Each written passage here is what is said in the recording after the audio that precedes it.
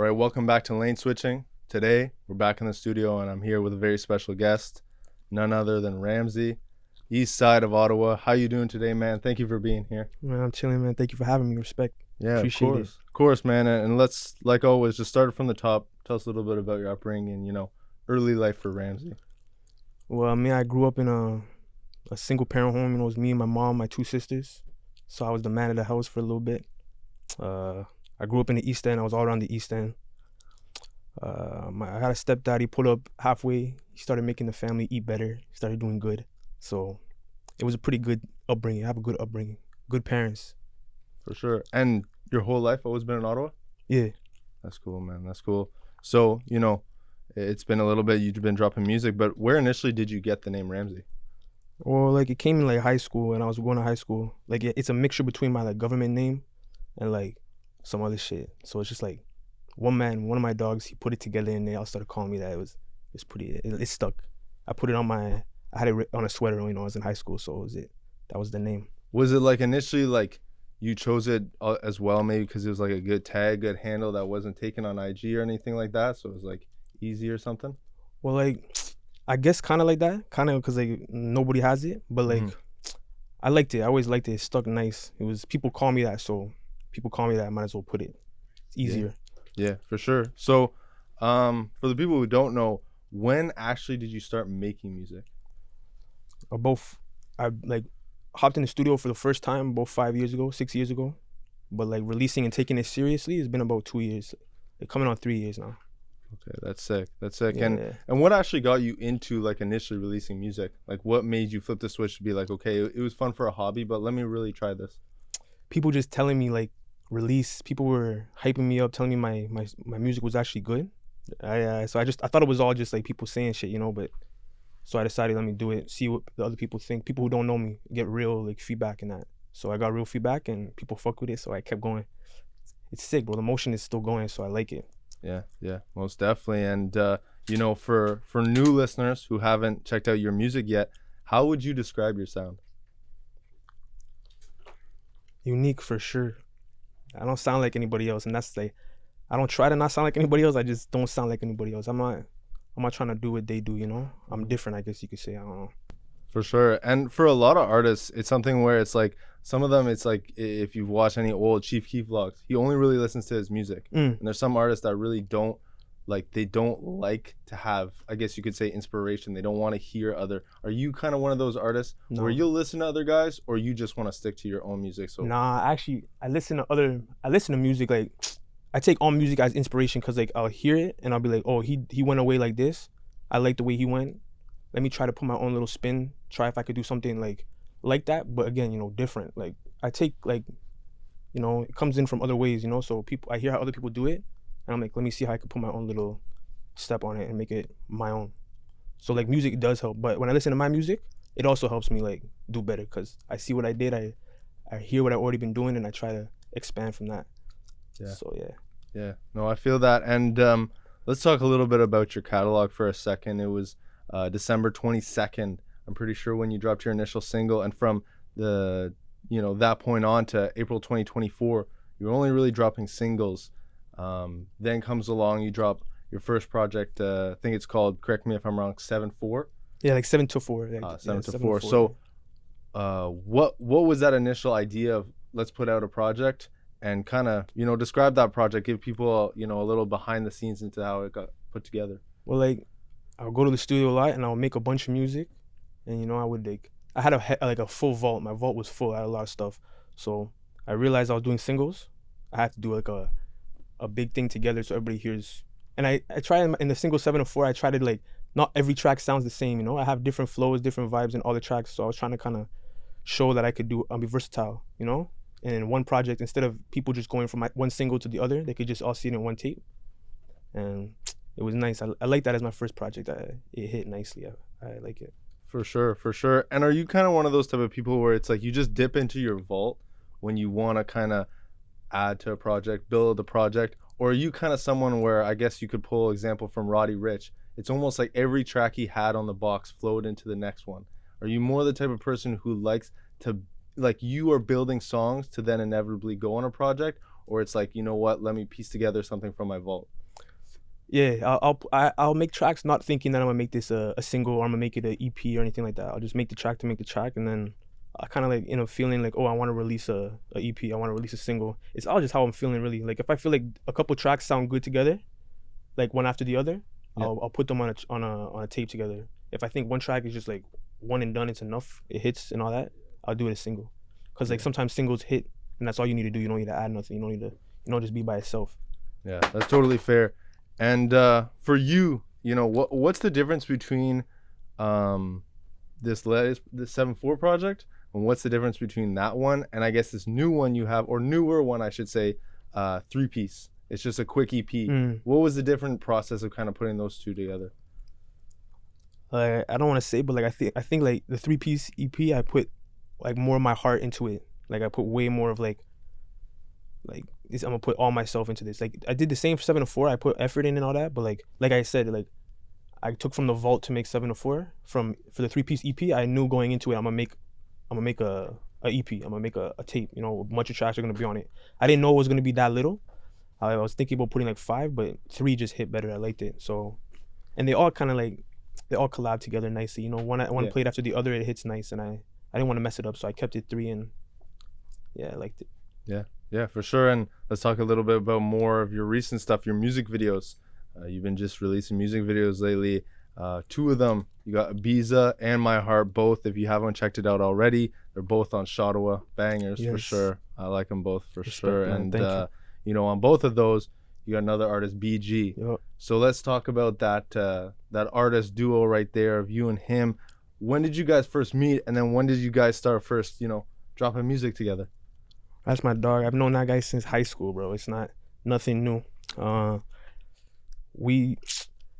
don't know. We kind of like, we both like did our own thing. Again, we both did music and we didn't release it and that. We both did it. We both, every time we would like post on social media our tracks, like just to show them, we would respond to each other saying like, oh, that's hard. We should hit the studio together, this, that. And it's like, yeah. So we just did it up, and it's been like, we did it once, and it was always, and after that it was a wrap. We just said, yo, we're gonna, every time I go to the studio, I hit him up. He goes to the studio, hollers at me, we just do it. And we go crazy.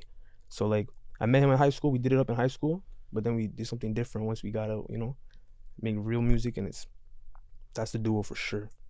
And when it came to choosing, because it's always, you know what I mean, when you're budgeting as an artist, especially as an up and coming artist, what tracks are you going to use for your music video? What was the decision to kind of, you know, go with IBIZA and go with My Heart? And were there maybe other songs that were potentially going to be used, you know, for the music video budget, you could say?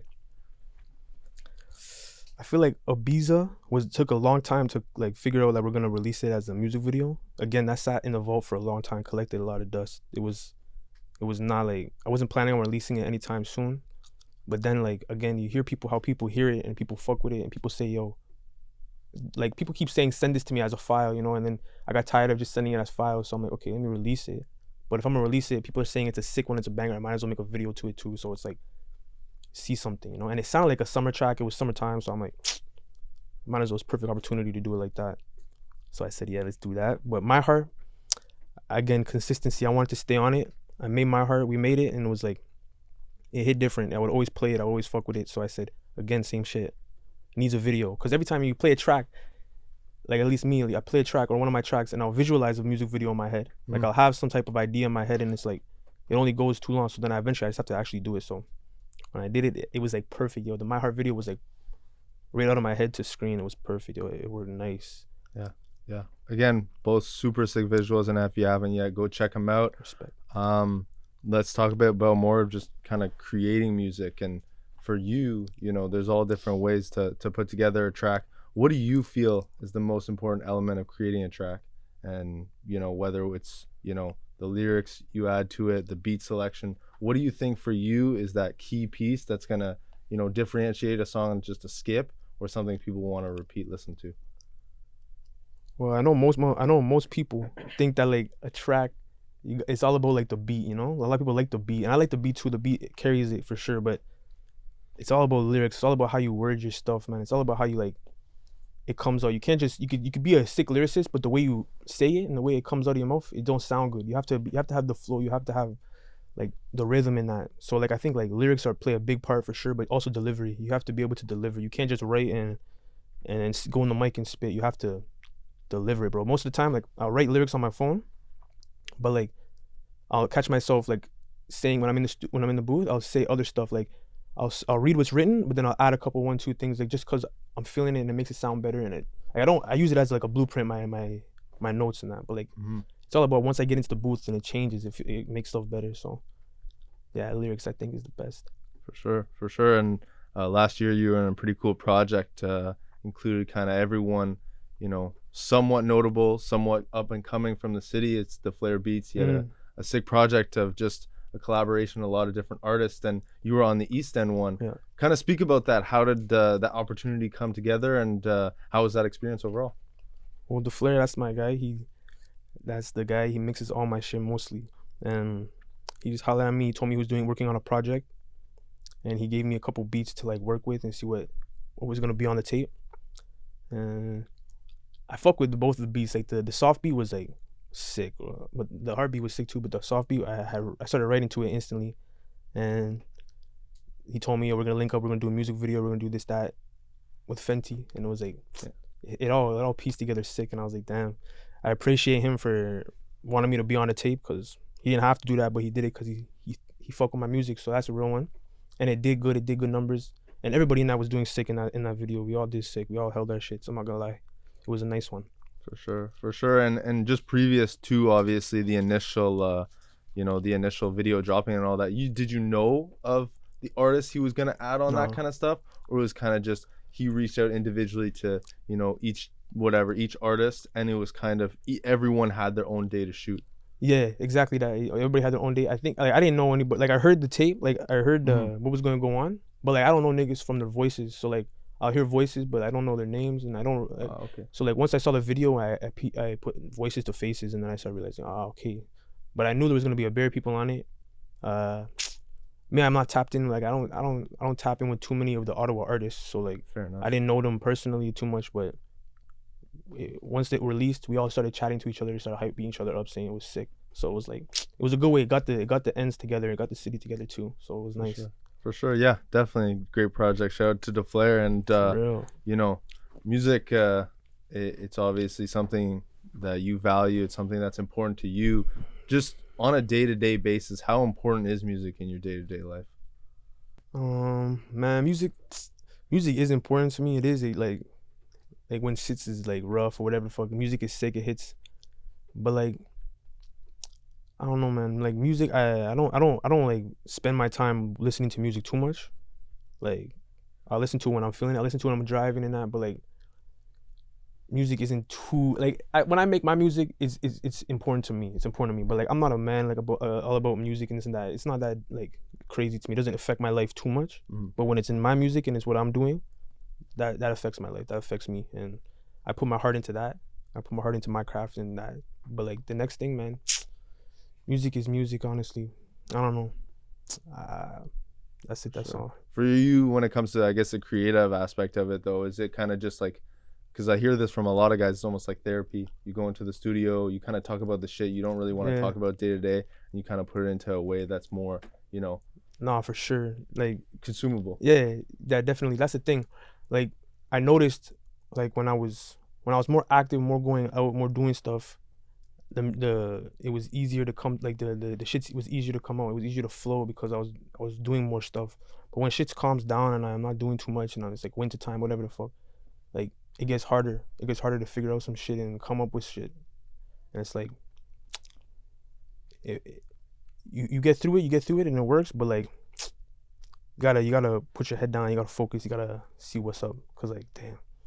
Yeah. Got you, man. And obviously the last 3 months have been pretty busy for you when it comes to releasing music, with the last couple of visuals and all that kind of stuff. You're definitely creating a name for yourself in the city and just overall in Canadian hip hop. But just going forward, maybe for the rest of 2024, going to 2025, what do you have planned for the future? Well, my heart's going up right now, so I'm gonna push that, and I got another music video dropping. I'm gonna try to drop it like before the new year. I'm gonna drop it before the new year. Nice. It's a sick one. It's called Mercedes. It's coming out soon, and it's a music video. It's gonna be on all platforms too. And then after that, I think I'm gonna work on some tapes and shit like that. I have a tape going on, like I'm working on it. So like I'm trying to stay consistent. I'm trying to stay always have something to go or always have something to release, you know. So like it will keep me ahead of the schedule, and that's what I'm trying to do. So it's working right now. So I'm staying ahead. Yeah, for sure. And again, if you haven't checked out any Rammzy's music, go do that now. But for the people, you know, they need to find you and they need to find your music. How can they find you on social media? Where should they go look? Well, you can find me on Instagram, Rammzy10. You can find me on YouTube, Rammzy10. I got stuff on Rammzy too. I got music all over YouTube. Yeah, you can see me there. If you guys want, you know, collabs or anything like that, you know, holla at me in my DMs. I'm with it. I'm always down. I'm always down to make music with the people. It's sick. For sure, man. And again, appreciate you very much for sitting down, having this conversation. You know, big fan of your music and looking forward to what you got coming next, man. Yeah, real one, man. Thank you for having me, bro. Appreciate you. For sure, man. That was the Rammzy interview. I'm DF2. That's my guy, Rammzy. Rammzy10. Peace, y'all. One time.